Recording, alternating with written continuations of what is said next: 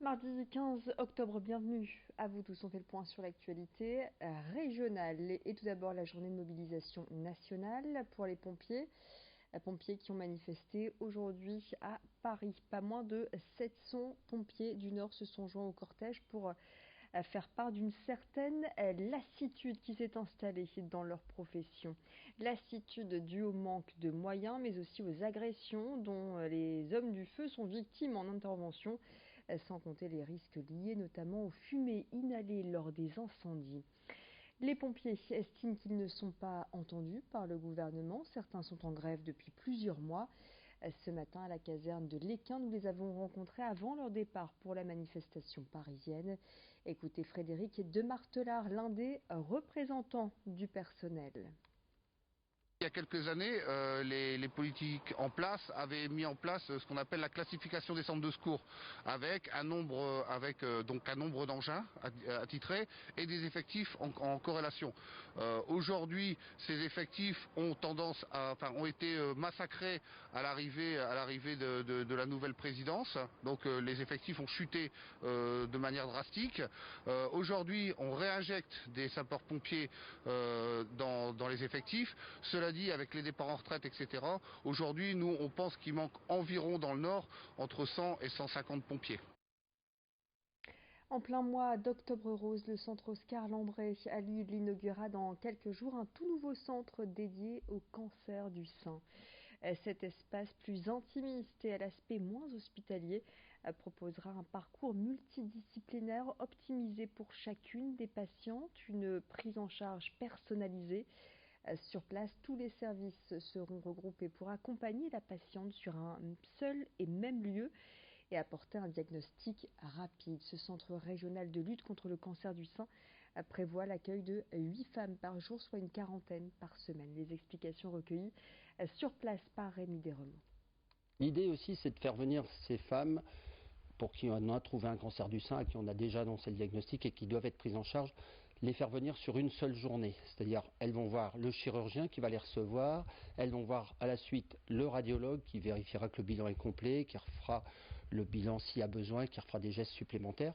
Et puis elles verront aussi l'anesthésiste, tout ça dans la même journée, c'est-à-dire qu'en arrivant le matin, elles repartiront dans le cours de la journée avec un bilan complet et potentiellement un rendez-vous pour le bloc opératoire ou une prise en charge qui pourrait être une prise en charge médicale. Et là, elles auront un lieu d'attente, un salon d'attente dédié dans lequel elles auront accès à de l'information, mais aussi accès à un confort qu'on n'a pas habituellement à l'hôpital, où elles vont pouvoir attendre chaque consultation et attendre la fin de journée pour remettre leur rendez-vous et pour avoir la totalité de leur plan de traitement et de prise en charge.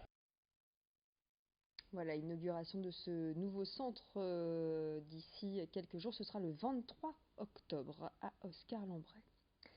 Avec l'hiver qui approche, les maraudes du secours populaire se multiplient plusieurs fois par semaine. Animateurs sociaux et bénévoles de l'association arpentent la région pour distribuer sandwichs, viennoiseries et café au sans domicile fixe. Cette nourriture est issue des boulangeries ou grandes surfaces qui confient leurs invendus. Officiellement, la période hivernale débutera le 1er novembre pour les associations. Au Secours populaire, jusqu'à 5 maraudes seront assurées toutes les semaines. Et comme chaque année, le Secours populaire du Nord est à la recherche de bénévoles, comme a pu le confier Anaïs Bruno, médiatrice sociale au micro de Vincent Vieillard. Du coup, ouais, on a la boulangerie Micaline qui nous donne tous les invendus et du coup, ils nous donnent du pain, des brioches, des sandwichs, en grosse quantité, ils sont vraiment cool.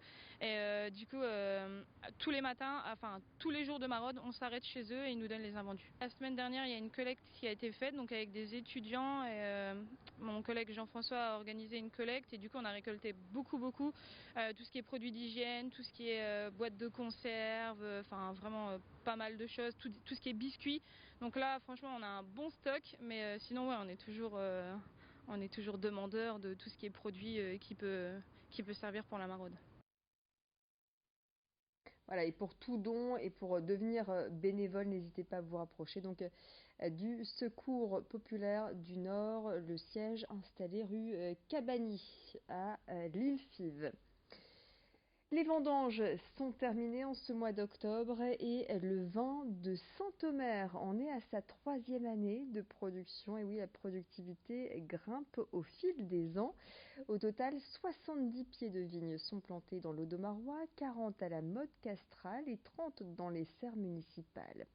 Et si on est loin de la productivité, quelque part de la qualité des vins que l'on peut goûter dans le sud de la France, ce petit vin local mérite bien d'être goûté avec modération.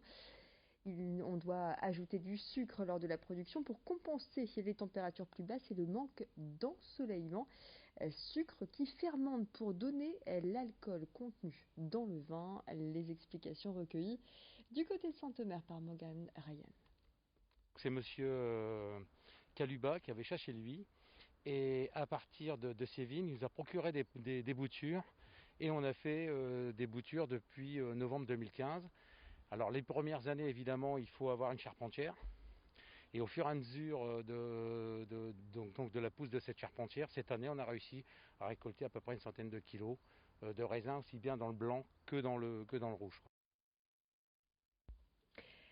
Voilà pour l'édition régionale. À suivre dans votre édition locale, et bien toute l'information encore plus près de chez vous, que ce soit sur le littoral ou bien dans la métropole lilloise. En attendant, je vous rappelle que vous pourrez retrouver tous ces reportages en replay sur le site internet www.grandlille.tv. N'hésitez pas à aller y faire un tour, ainsi que sur les réseaux sociaux. On se retrouve dans le prochain quart d'heure pour votre édition locale. Et d'ici là, ce sont les prévisions météo, toujours beaucoup d'humidité, mais l'alerte orange aux orages, vous le savez, a été levée ce mardi. Restez tout de même très prudents, les chaussées peuvent être glissantes. Restez avec nous, l'info continue. Excellent moment à vous tous.